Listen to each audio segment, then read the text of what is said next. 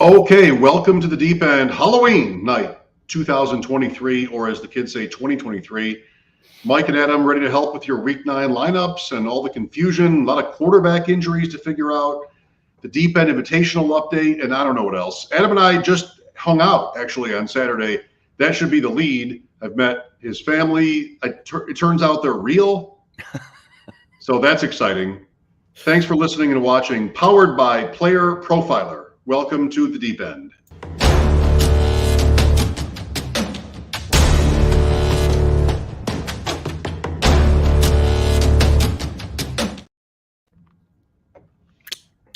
Halloween. Cheers, Mike. I stole a sucker from my kid's candy box, and I thought I'd enjoy it while we were here on the show. You know what I mean? Back-to-back Jahmyr Gibbs. Listen, I'm wearing it until probably. Well, he's got a bye week, and then Montgomery's back, so it's probably the last time I wear it. But went trick or treating with it on. Got a couple gold lions from passing cars. Nice. We're getting there. I am sort of crooked. I'll try to fix that when you're not watching. Yeah. Feels like I'm in the Titanic scene. Has the show ever sounded older than the Titanic reference, where I'm sort of like listing this way and it's not going well?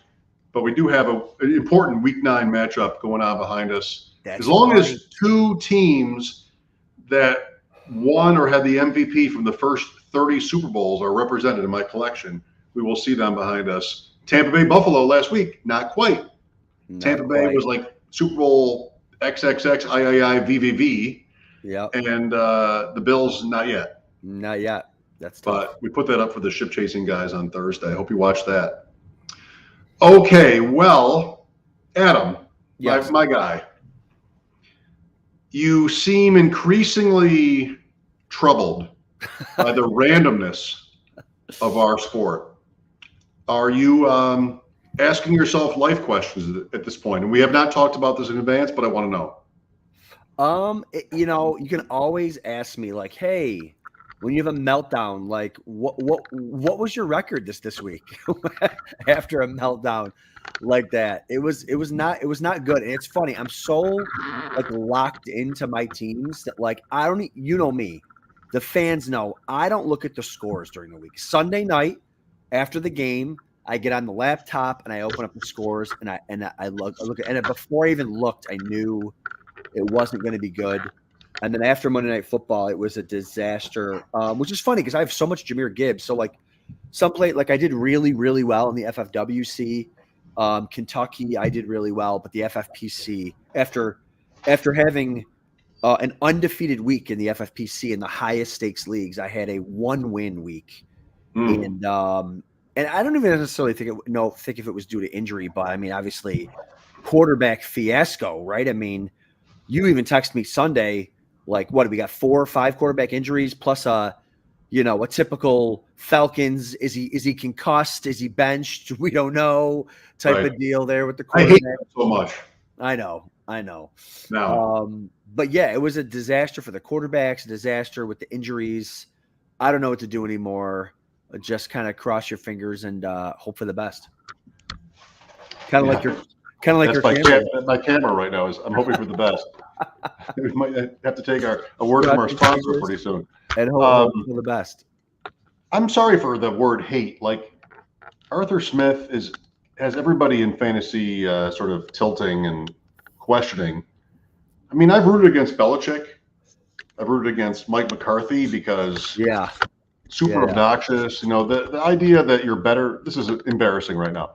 The idea that you're better than everybody else and you're not that good at it is sort of a bad combination. Yeah. And Smith has that. And his dad is FedEx. So, like, you're going to hate him. He'll never – sort of a part of who you are. Like, you're never going to, be liked if you're the son of the FedEx empire. Right. Billionaire, yeah. But, it's not even as many have said, it's not even a fantasy football point. It's a football point, your draft capital, which is not entirely his decision, right? Just sort of, you're drafting Pitts, you're drafting London, you're drafting Bijan, and they're using them so sparingly. It needs to be questioned, and you have to be able to take those questions in a professional way. So, bottom line, like Tennessee is maybe my least favorite sports franchise. They took the Oilers. It's Bud Adams, strutting from the press box when they won a random game. It's Music City Miracle. It's like the Tennessee Titans. And I was hoping they would beat Atlanta. Yeah, So that's how bad it is, right? It's that bad for me with the Falcons. Yeah, no, I know, and hey, Will Levis. I mean, talk about we don't know anything. The only person who knows anything is Cody Carpentier. Okay, he was a big Will Levis guy.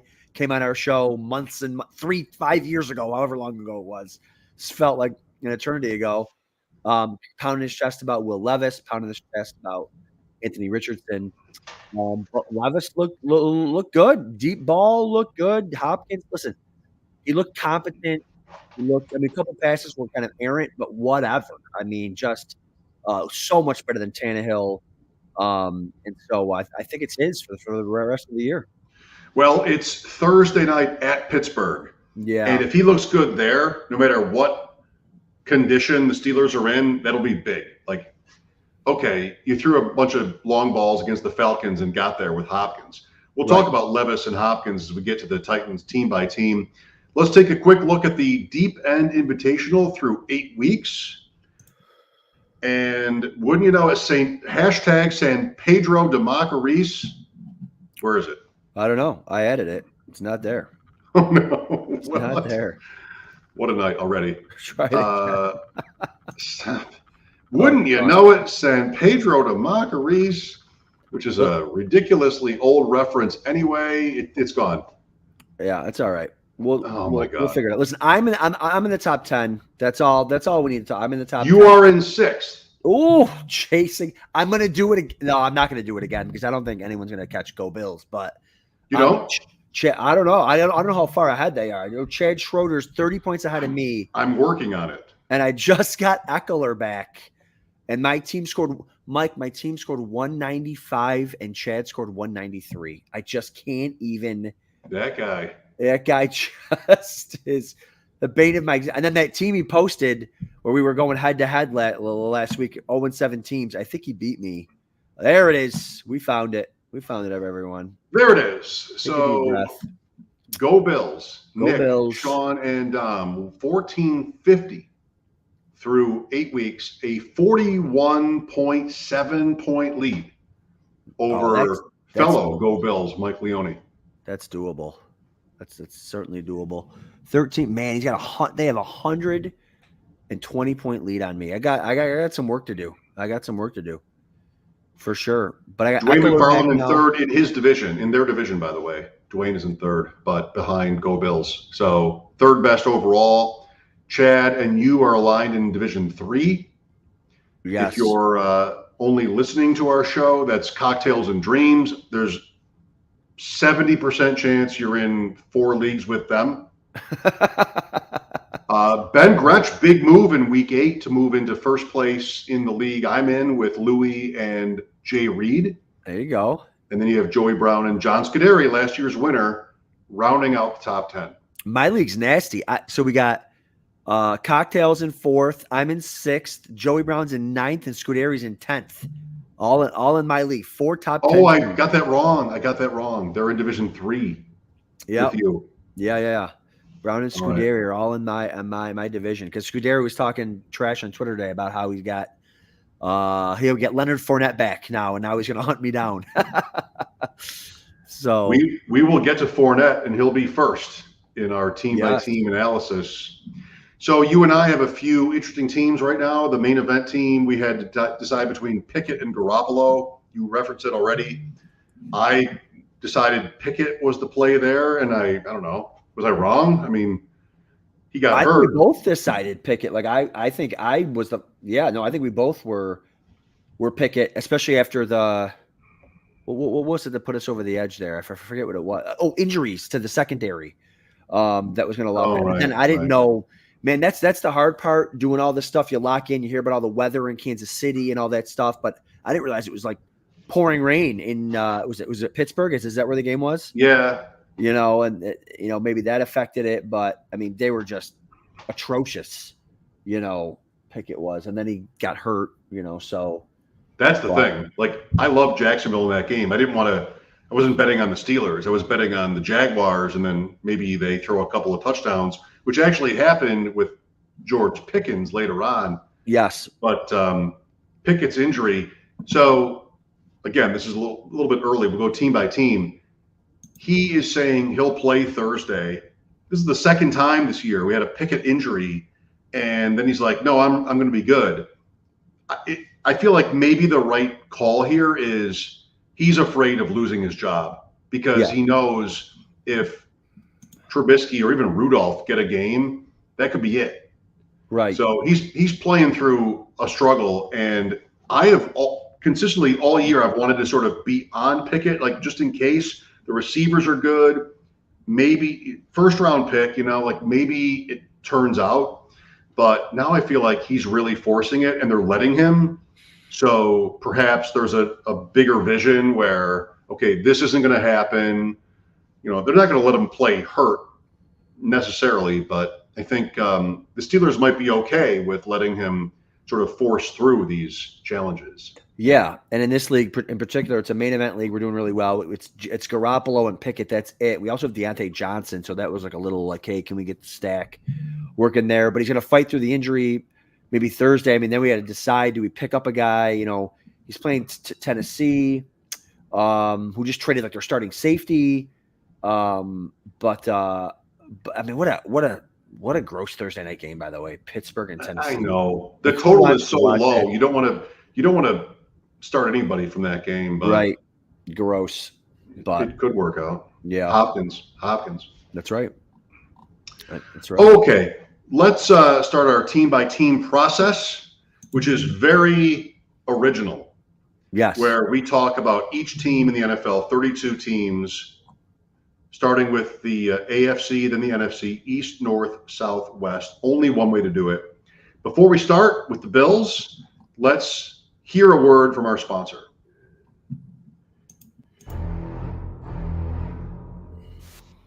It has been 2 years since Josh Larkey paved the way for fantasy gamers to start expecting positive returns from pick'em games, specifically underdog pick'ems. And how do you do it? Well, you look at the slate and you find a great shootout or a sneaky shootout. You also look for a shit show game. 3, 4, 5, 6 guys in one game. That's right. You can do it.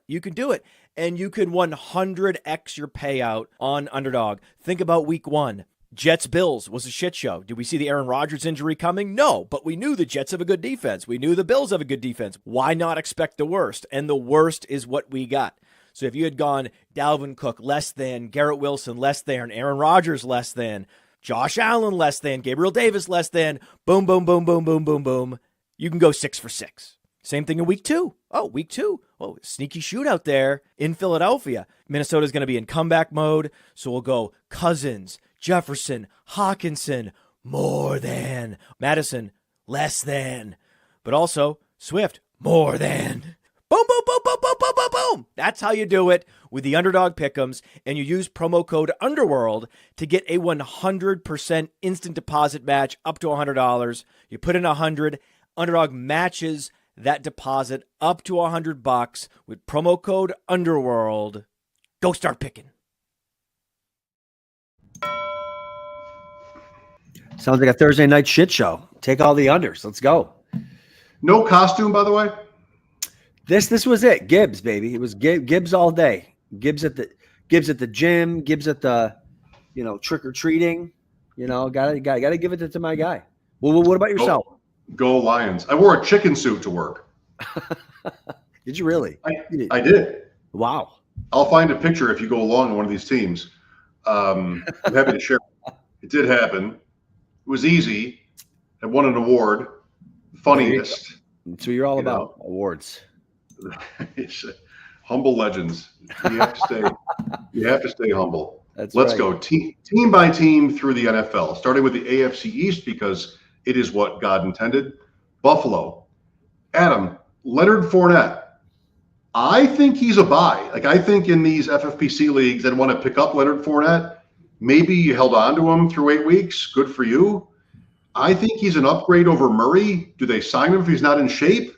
Some questions were answered here, and I mean, the Bills are, I think, still a team that values experience and some of the old school stuff. And so Fournette, to me, seems like they're probably pretty excited about it. Yeah, I mean, he better be better than Latavius Murray, or why would you sign him? I mean, so I think he's better than Murray at pass blocking. I think he's better than Murray at pass catching. I think he's as good, at least as Murray as running the ball. So I think he's an upgrade over Murray. Who knows how long Damian Harris is going to be out for? So yeah, I mean, in thinking fantasy, certainly you could pick him up and add him if you have him. Obviously, hold on to him.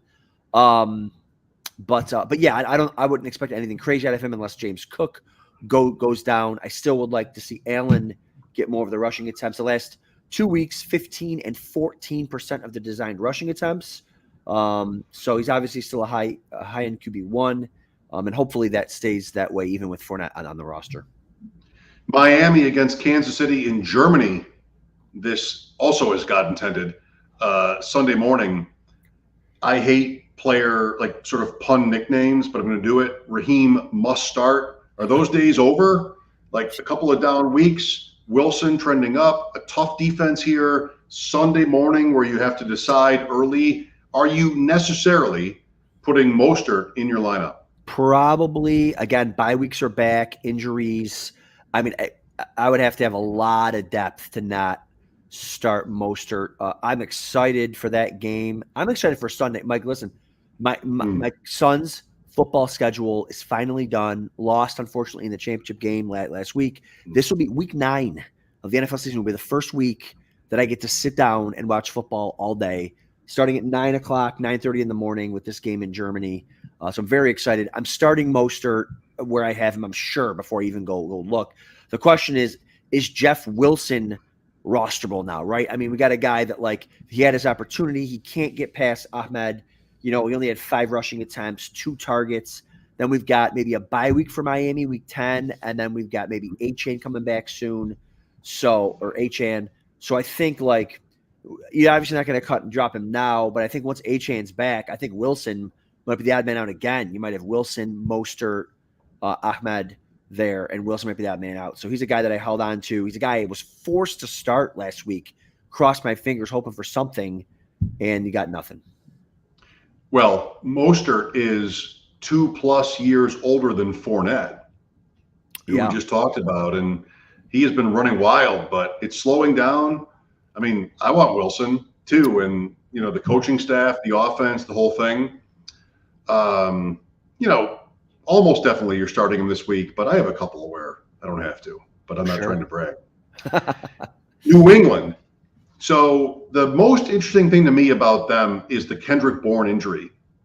And I'm thinking of the Giants too, we'll talk about later. Like Mac Jones, there is some life. They're hosting Washington and Indianapolis the next 2 weeks. You want to think there's some chance, 2-6. Are they tanking? I mean, do they look like it? Is that Belichick's MO? I don't know. Maybe. Even if they do and take Jones out, you still should probably get some juice from one of their receivers. The question is, who is it? Parker has had injuries too. Bourne is gone. Demario Douglas. If only it had been Tyquan Thornton or even Kayshon Boutte in the preseason thinking I was smart. Turns out Demario Douglas, since week 1, relevant. I guess my question is he a priority pickup, or is someone else, or are you avoiding the whole thing? I'm avoiding the whole thing. I mean, again, you could throw in a little bit on Demario Douglas. If you've got Bourne, right, like you got to replace him. Juju might be available, but he's been completely invisible, and his ceiling's shot anyways. How bad is your team that Kendrick Bourne gets hurt? Like, all right, it's time to throw in the towel. Bourne's done for the year, for the Patriots. But yeah, I think I would put in like a couple $1 bid on Demario Douglas. But other than that, like I'm not excited about anybody. That Empire Niagara team I have that I just beat you with has Bourne on it on the bench. But Adam, Superflex, Cousins, Fields, ETN, Ayuk, Kittle, Ridley. I'm playing Mike Leone this week. Who am I supposed to start? And like, oh, Bourne. Nope. It's so bad that it lined up. This is basically for a playoff spot. Very tough league. I'll figure it out. I won't waste your time on that. Jets. Breece Hall, Garrett Wilson. Next. Yes. Nothing. Baltimore. Ooh. What are your thoughts on Gus Edwards and his value going forward? 3 touchdowns against Arizona. He's their guy. Trade deadline today. No move. Like Gus Edwards, he's always been efficient. There's usually been someone else or an injury. Maybe he is like Mostert at this point. Great offense. Nobody drafted him, in the top half at least or at all. I feel like Edwards, it's not the perfect time for this. He just scored 3 times. But I think there is some maybe real value here, no?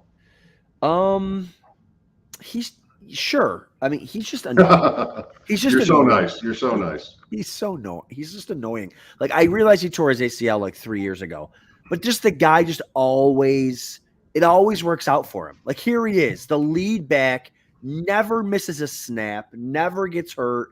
Dobbins gets hurt. Oh, he's the guy. 10+ yard attempts. He's 27th in the NFL. Missed tackles forced, 43rd in the NFL. Average yards after contact, 37th in the NFL. Wow. 3 touchdowns, though. Look at you. Just throwing it out there. 3 touchdowns, though. Meanwhile, Gibbs needs the whole backfield to get hurt to sniff a couple of snaps. You're starting Gus Edwards, of course. I mean, we talked last week about the Ravens offense, just like, man, when Lamar's clicking, the offense is humming, it feels great. Everyone's scoring, and it was the opposite this week. I think it was just did Andrews score one time? Andrews might yes. have been. Yeah. Yes. So Andrews gets there, but this was just Gus Edwards, 3 touchdowns, brutal for everyone who doesn't have him. But you're starting him in define value. Are we talking about like trade value right now? Because I mean, if you ever were thinking about trading Gus Edwards, it would be right now. That's right. But he is their number 1 running back. Yes. And they're really good. Him. Yeah, no, I wouldn't trade him. I'd play him. Positive game scripts. Jackson ran for 2 yards last week. They're sort of saving it a little bit. They're in first place by a game and a half. Seattle at home this week, -5.5. I mean, on paper, you like everything about Edwards' situation. It's just Gus Edwards. It's just right. That's right. So, I don't know. Very interesting for FFPC leagues. Like, he could be important. Could be. Cincinnati. My guy here is Tyler Boyd. So the offense looks nice. Last year, 2 years ago, even this offseason, Tyler Boyd, contingent value, an injury, wide receiver 3, had some place early in San Francisco. Is it going to be another season where Cincinnati just sort of rolls from here? In which case, actually, that's not necessarily great for wide receiver 3 on that team. It could be, but Boyd at this point, what do you want to do with him? Yeah, no, he's available in some of these leagues too, even some of these high stakes leagues. I saw him dropped maybe last week. They have the 5th best remaining strength of schedule for receivers. They have 3 neutral matchups: Bills, Texans, Ravens, and then they go on a spree of Pittsburgh, Jacksonville, Indy, Minnesota, Pittsburgh, where they're really good positive matchups. So he's certainly worth rostering. Chase gets dinged up or Higgins gets dinged up. You can certainly look to start him there, but he could be a guy that you certainly could throw in the flex if you have to. For sure, I've always liked Boyd. He's always kind of been undervalued to me. But Burrow's got 8 touchdowns over the last 3 games. His pass rate over expectation has been high the last couple weeks. As a Bills fan, man, I'm glad the Bills added a corner this week. I don't even know if he'll start this week. From Green Bay. He'll play. Okay, good. But I don't know, man. The Bills haven't been able to stop the Bengals the last 3 times they've played them. I could see Burrow and the crew in Cincinnati Sunday Night Football going absolutely crazy. What I like for the Bills in that game is that I think everybody is going to say that. Yeah. They are so hot right now, the San Francisco game, and a little bit of a buster theory. If you know, you know. The Bills have been winning. They won 2 out of 3, but they sort of looked like they should have lost those games. The Giant game, Tampa Bay. They shouldn't have. I'm not saying they should have lost to Tampa Bay, but they could have. Right. Which is bad enough. Yeah. Cleveland, quickly, do you trust Jerome Ford at this point? So he got back in the game. Like, what was he doing active in the first place? It caused us with Doug Gilds some issues in our main event team, but he did play. And in the fourth quarter, he was used. Home to Arizona. Like, do you start Jerome Ford? I think you can. I mean, the fact that he came back early from an injury off an ankle and played in the fourth quarter, I think that's a good sign. They normally don't do 3 running back committees there, so I don't think that it was just like a first game back type of thing. Obviously, I think it's going to be Kim and Kareem Hunt. I'm not excited to start Jerome Ford like I was maybe before the injury, but I think, like you said, against Arizona, I think Gus Edwards just went for 3 touchdowns against Arizona, I think. Right. So I think he's a guy that if you have to, I think you can start for sure. Pittsburgh, Kenny Pickett, we talked about him in the open. He says he's playing. Home to Tennessee, do what you have to do with Kenny Pickett. Like, hopefully you don't have to put him in, especially on a Thursday night.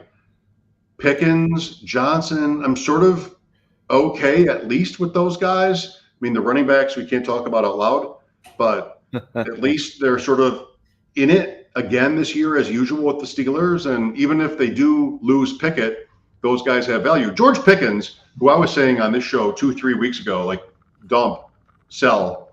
I'm not sure I'm wrong yet, but he has come through. Yeah, what do you have? 1 for 22 and a touchdown last week. I mean, it's funny. He's like the opposite of Deontay. Deontay could have 65 targets in a game and he still wouldn't score. I mean, he hasn't scored in like 2 years. Like, what is? I realize he was hurt, but like, he's not even close. Let me take that back. He was close to scoring last week. He runs a little drag over the middle of the end zone. It's wide open, and like he goes to stop in the zone, and Pickett just throws it over his head. He falls and slips. It's like, oh my God, the guy just is allergic to scoring touchdowns. But whereas the opposite, whereas Pickens is 1 catch and a score. They're like a perfect complement for each other. But they're both wide receiver. They're low end wide receiver 2s this week against a burnable Tennessee Titans secondary. Houston lost to Carolina. They didn't score, not even 20 points. I am not worried for their receivers or their quarterback. I think they'll have good days. So you have to, do the easy thing, figure out where they rank in your depth chart, and then play them or not. The running back thing, I'm worried. They came off a bye at him and used Mike Boone a lot. Yeah. Like Pierce, I keep waiting for Pierce to have like one good game where he's a good player on an ascending team. It has not happened yet. The Singletary problem, I mean, what do you do about it? I think you break ties against Dameon Pierce is all. Yeah, for sure. I mean, they're splitting the backfield on a team that's not dynamic, and they're not. Neither of them are like, I don't know. They're not. One guy's not catching passes, the other guy's scoring touchdowns. It's just they're both. It's hard enough as it is on that team to get, if you had every touch, to be the man and be good in fantasy, but they're splitting, adding in Boone there. I mean, I would bench Pierce for sure. So this is very unusual in the AFC South section of a podcast, any podcast in terms of fantasy football, where you get to one team, let alone 2, where you just want to skip ahead. Indianapolis, it's all fine. Sadly, no Richardson. And why Jonathan Taylor didn't play at all in the second half is weird. But look at the points and the play volume in these games. Pittman, Downs, the occasional tight end hit, Minshew. It's all, I think, fine. And then I'm just going to not even let you talk and say Jacksonville, everything is fine too. ETN has been a smash. You wish you drafted him at the 1-2 turn right at this point. Engram is working out. Ridley, you'll get there. Kirk is fine, up and down a little bit. Lawrence, they are 6-2. I have a bet on Jacksonville to end up this year with the most wins in the league. And they were 1-2, blown out by Houston. Like, that's dead. 5 in a row since, beating the Bills. Easy division. It could get really interesting there. Yeah, for sure. I mean, loaded with offense there. Zay Jones still has barely even played. Kirk was the odd man out this week. Evan Ingram's just been awesome. 10 catches on 10 targets. I started him in one FFPC big league main event. The other one I benched him. It was torn between him and Deontay Johnson in the flex. I started Goddard. I should have flipped that, but yeah, no, I mean the offense is clicking for sure. Start all your Jags, kind of the opposite of the Texans, where you kind of don't want to start anybody except for maybe Nico Collins. But the Jags are looking good. And the Colts, man, the frustration about Jonathan Taylor is just here we are, week 9. We haven't had that. He's been okay, but he's splitting carries with Zach Moss, and Zach Moss just looks terrible. Like he's plodding, like jogging, like looks like he's running in slow motion for like 30-yard gains.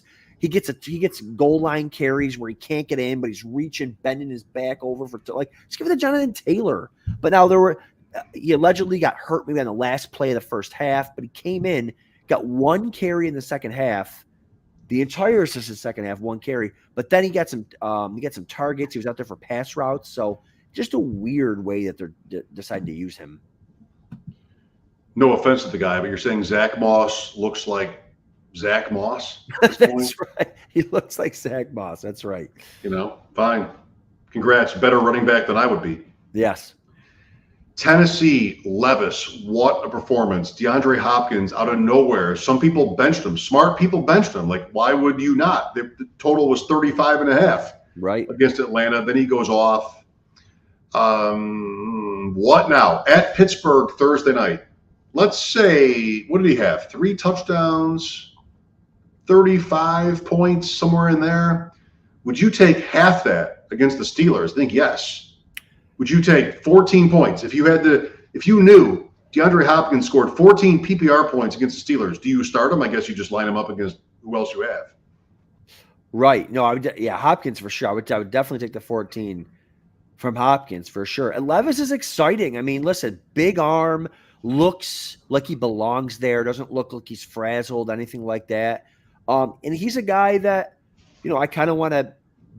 Not want to, maybe have to buy into here with all these quarterback injuries. Like, reminds me of like Herbert, obviously not the pedigree Herbert's got, but a couple of years ago, Herbert comes flying out of the gates. And you're like, man, he's a rookie quarterback. Can I trust that he's going to do that? Like, I might just buy into Levis and cross my fingers and hope that he's really, really good. The problem is they're not going to throw a ton. He's not going to add that type of efficiency deep to Hopkins the whole year.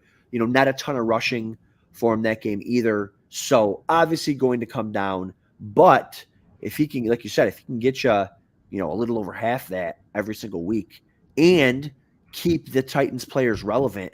What's up with Treylon Burks, man? The guy he's Rashad Bateman. The guy just can't, he's injured or he's always, 1 target deep on the sidelines, just out of bounds. He can't bring it in. Like, it just feels like it's never going to happen for him. Or he's Jameson Williams, Oh my God, what a mess. I mean, there's more to playing that position well, especially just in a fantasy context, than being an amazing athlete. Yeah.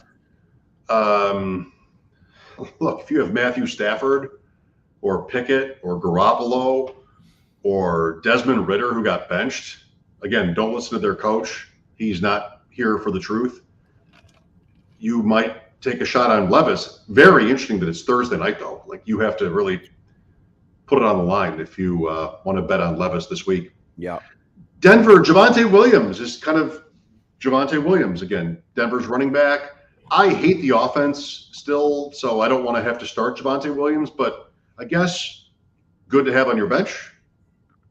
Yeah, I mean, I had to start him a couple spots last week. Obviously, was happy about that.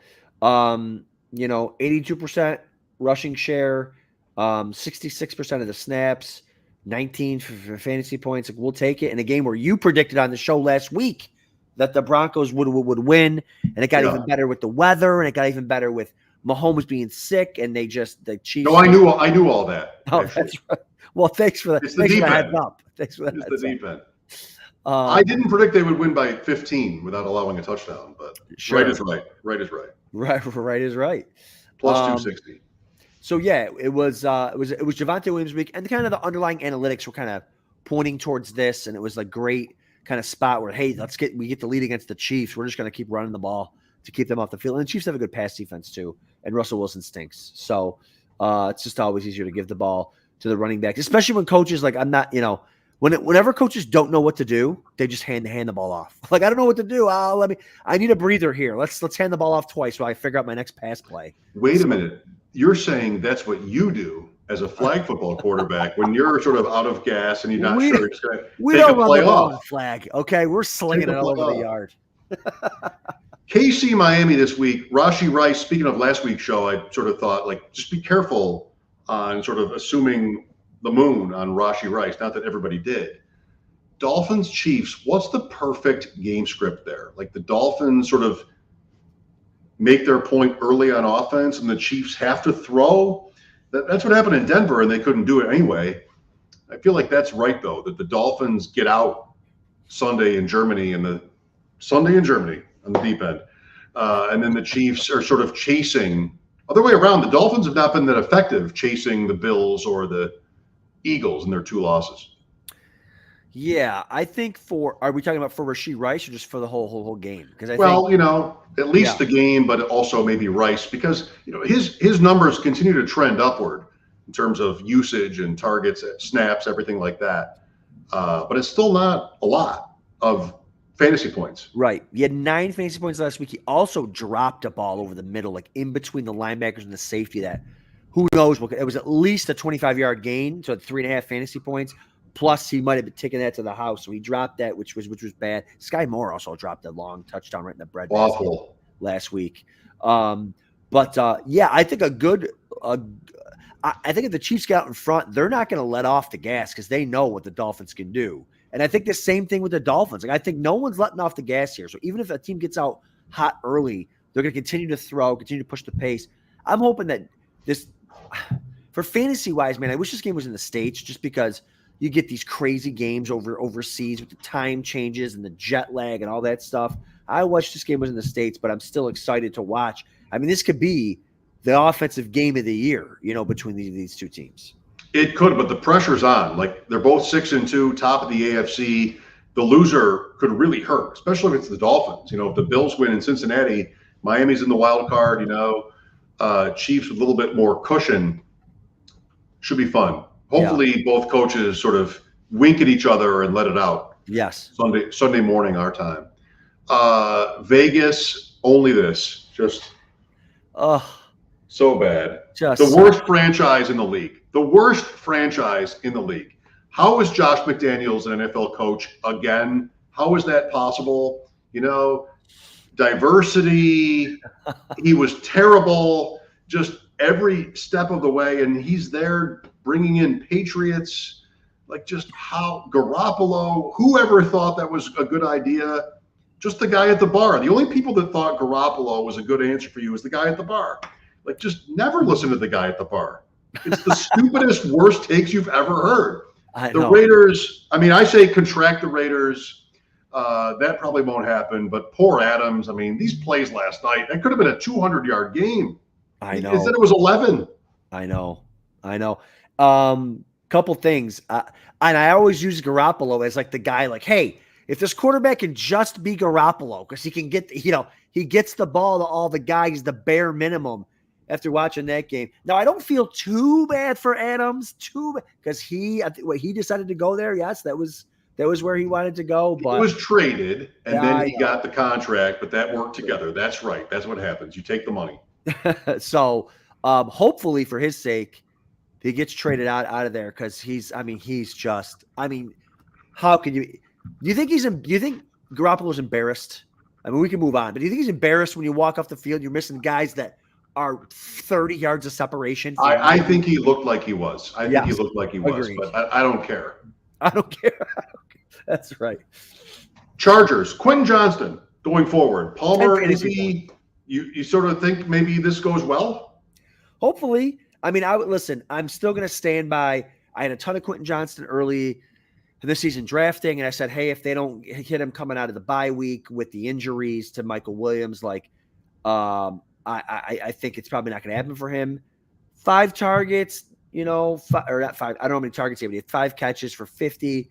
Okay, he's progressing a little bit, but a lot of the downfield stuff, he just kind of looks, I don't want to say lost, but he's going up for, he's a big boy. I know he's on a down. That's not his thing. His thing is short routes, running after the catch, but he's trying to go up for one-handed catches, when he doesn't have to and stuff like that. So it's up to the Chargers to get him in the right positions to do what he does best, which is catch and run. And they did a little bit of that on Sunday. Switching to the NFC, I'm afraid to move the camera. I feel like I want to sort of turn a little bit that way and sort of lift it up so you can see Don't the top you of my dare. head. Don't you dare. I feel like it could go badly.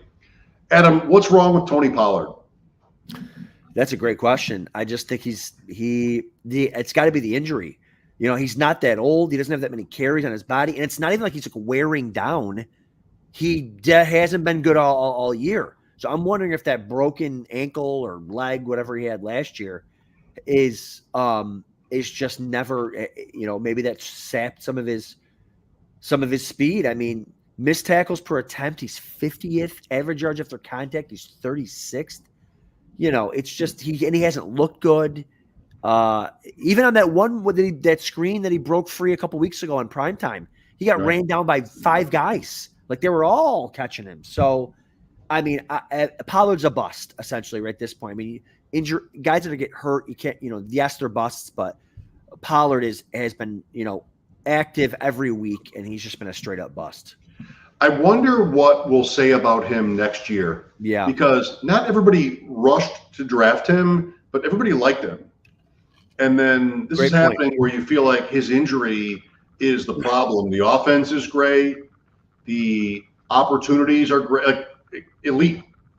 And it's still not happening. So running backs don't matter until they do. And I'm not sure it'll be right to draw conclusions on other players if they have an off-season injury or a late-season injury. You won't really know. But Pollard is a cautionary tale. I mean, he has been super efficient in his career until now, where it was coupled with the Elliott departure and the broken leg. And what you've got is it's barely startable, sadly. But it's hard to take him out. I have a team with great running backs, and I still don't want to take him out. Would you start Tony Pollard this week at Philadelphia or Chuba Hubbard? Oh, yeah. You're starting Pollard in that. You're starting Pollard. You're starting Pollard. But Philly's got an insane run defense, too. It's like, yeah, no, I get it. But Pollard's probably going to outscore him. I'm sorry, Chuba's probably going to outscore him. Yeah, 40-60. Giants, are you dogging up for Daniel Jones? I am a little bit. I feel like, underdog scenarios, Jones gets back trying to save his career. Basically, Brian Daboll, he might be on waivers in your league, so I'm willing to put bids in on him. Yeah, he is on waivers in some of my leagues. I'm willing to put in bids too, just bank on that rushing upside. I mean, you got Waller hurt now, hamstring, right? Is it a hammy? He could be, seeing a month type deal. But yeah, you're just relying on the rushing upside of Daniel Jones and him just not being completely incompetent like he was the first month. Philadelphia Eagles, go. Next. Yeah, start them all. Love them. Right. Washington, interesting day for Washington. They're trading Chase Young, Montez Sweat. That coach is out. He's not invited into the conversations about what they're doing. Diana Rossini, people in the room wanted to keep these guys. Yeah, I bet, because their jobs depend on it. But new ownership, they're going to the bottom. And they don't have a terrible record or even necessarily a bad team. But there's going to be turbulence with Washington. I don't think it means Brissett. I'm a little bit surprised Brissett wasn't traded as well today. So Howell probably plays it out. The key with Dotson and McLaurin seems to be Curtis Samuel's health. Maybe that doesn't really change, but things are going to be sort of uncomfortable in Washington here coming up. Yeah, I mean, and the thing is, Howell's good for 400 yards. He's had some big games. I think he's a top 10 fantasy quarterback. It was nice to see Dotson get rolling here. I started him in one league. I started him in one league just on hey, he's due for it was a tiebreaker thing. The guy's due. He's healthy, he's talented. But it's still nothing's changed. It's 86% routes, 16% targets per game. He just happened to score this game. And so yeah, right. Curtis Samuel could be the difference, but they also threw a ton and he had a ton of yards. So yeah, I mean, I don't think much all that to say, I don't think much has changed for the Commanders. I think it's the same old. Eagles at home. Previous game was high scoring game, negative game script. Perfect. I mean, Dotson, 23 points. Right. On my bench.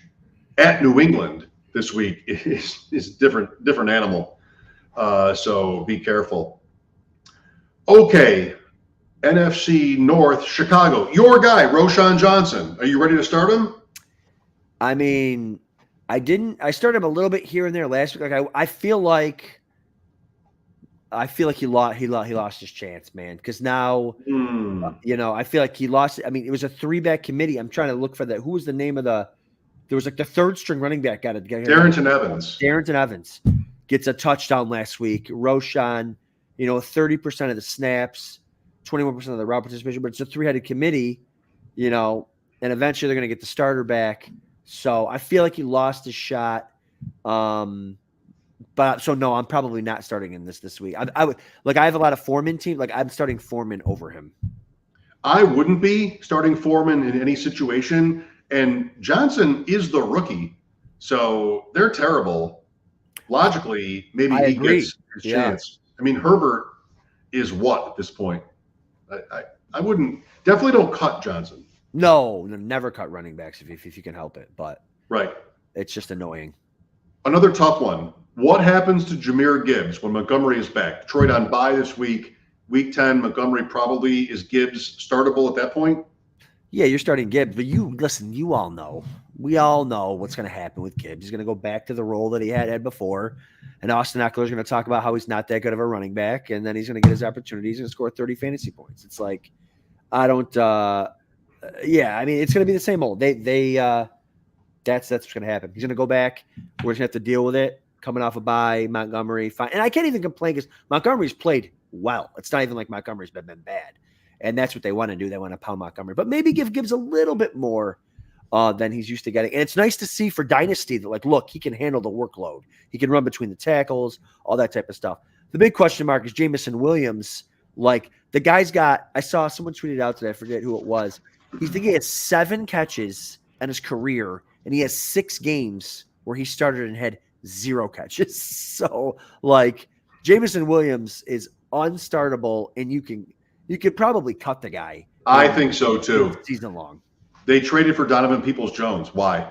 Yeah, right. Exactly. I mean, it's Campbell's organization right now.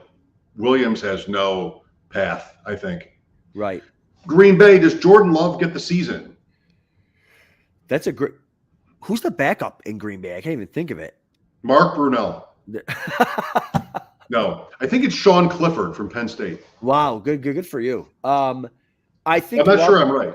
I think Love probably gets the season because I don't even know who the backup is, but Love, doesn't look very, very good. I mean, listen, people are ragging on the I think LaFleur's a decent head coach. I think he's maybe not a head coach, but a play caller. I think he's decent. Watson, invisible. Jones, invisible. Love just making terrible throws, terrible mistakes. I mean, it's okay to say hey, this young quarterback just might not be it, and I think that might be the case with Love. Man, I loved the logic of betting on Jordan Love to succeed. Winning organization, respected offensive coordinator, behind the scenes for 3 years, and sort of the Geno ethos. And, he's not the worst, but Denver, Minnesota, just not getting there. So they could blow it up. Maybe there's a power struggle. I don't know. Let's not do that tonight. Minnesota, what an awful result for the Vikings, for football, for fantasy football, the Cousins injury. The Vikings today trade for Joshua Dobbs, who he won't start this week, they say, but probably will start the rest of the season. Unless, I don't know, if this guy Hall is amazing this week, then that's interesting too. How bad is it for a Hawkinson or even Addison for sure, this downgrade? Yeah, I mean, it's obviously a downgrade. I was being facetious because on Twitter today, people are talking about, thank God they got Dobbs. It's really? No one even cared about Dobbs freaking 6 weeks ago, and now he's saving the Vikings. I think he's certainly going to be better than whoever's there now. I think he certainly helps, but this is terrible for Hawk. It's terrible for all of them. Now, if they continue to pass at the level, I mean, I think they're top 3 and pass rate over expectation, if they're going to continue to pass at that rate or close to it, I think the guys can still be borderline kind of guys there. Obviously, you're probably still going to start Hawkinson because he's an elite tight end, and tight end stinks. Although we got Dalton Kincaid rising up their ranks now. We didn't talk about that, but because of Leonard Fournette. Yeah, Leonard Fournette, that's right. So and just to kind of big picture, I like the trade for the Vikings. I think it shows that we're still trying to compete. They won 3 in a row. Where this is the best we could do. I get it, and I like it for the Cardinals for Murray. Like, hey, Murray's gonna come back, do his thing, and I like it for the Cardinals skill guys too. Atlanta. I hope Atlanta loses every game for the rest of Arthur Smith's tenure, 50-1. I have tons of Kyle Pitts, Robinson, London. Somehow I hope they do okay in those games if I'm starting them because I don't know they're going to lose 50-1. He is the worst. I've rooted against Belichick. I've rooted against Mike McCarthy, and then this guy. Just like I have no space in my head or my life for a guy like this being an NFL head coach. It should never be possible for somebody like this to be an NFL head coach. There's just thousands of qualified candidates. You got this guy who just thinks it's a joke. Go anybody playing the Falcons. Carolina, I refuse to talk about them. I'm sorry, Adam. We could talk about this next week in our meetings. I refuse to talk about them at all because it's just too offensive.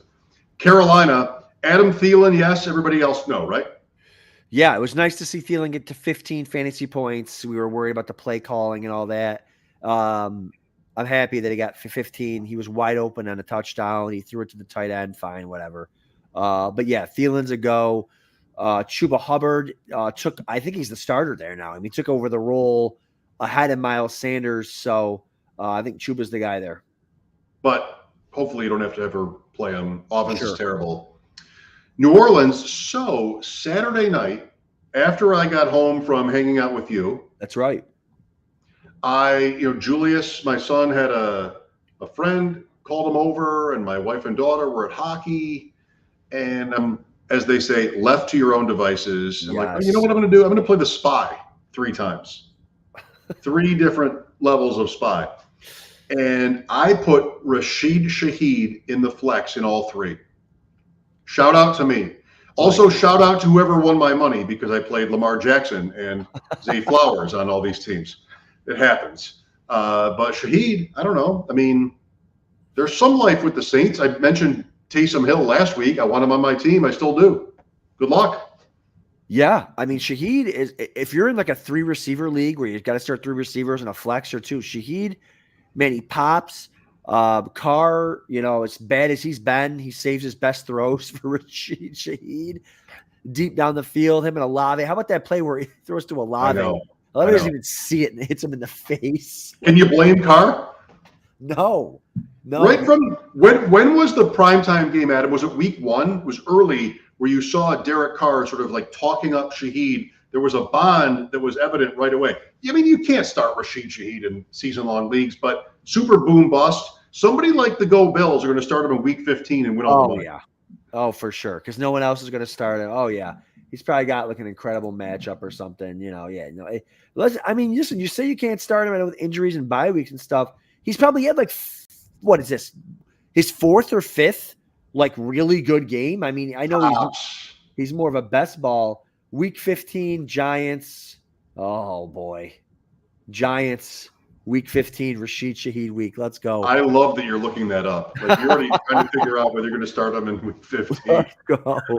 Tampa is super neutral. Everything is obvious. No to the running backs. Evans, sure. Godwin, okay. That's it, right? Next. Yeah, well, Rashad White did have 18 fantasy points last week on 6 or 7 catches. So if he's going to catch the ball, start him. Play the Bills again. Play somebody that you're going to lose to. Yeah, it's true. NFC West, Arizona. Kyler Murray is coming back next week, if not this week. That's incredible. Dobbs is gone. They are still the favorite, though, Adam, to pick number 1 overall. I don't know. I mean, is there a scenario where Murray goes in and I guess what do you want? You want them to lose all the time for their sake, because that's what sort of they would want. But he still puts up, it's like Minshew plus, where he puts up 20 to 25 points a week in a loss. Is that what they want? Is he still the quarterback of the team? I can't figure out what. So if they're not, if that's a competent organization, which we know they're not, how would you play it here? Well, they're not a competent organization, but they swindled the Texans, yes, into giving them. They now have 2 top picks. They have that's right. They have Houston's pick. Houston is like 4-4 or something, though. Yeah, so Houston's is better than we thought they were going to be. Sure. Yeah, from a fantasy perspective, I want Murray. I want the offense. I want them to do as best as they can. But from a perspective of the Cardinals, they shouldn't have made this trade with that. They should have let Dobbs continue to play, let Kyler Murray sit out the rest of the year. Because you want the highest pick you can get, because this is supposed to be a good quarterback year. Caleb Williams, people are kind of softening on him a little bit.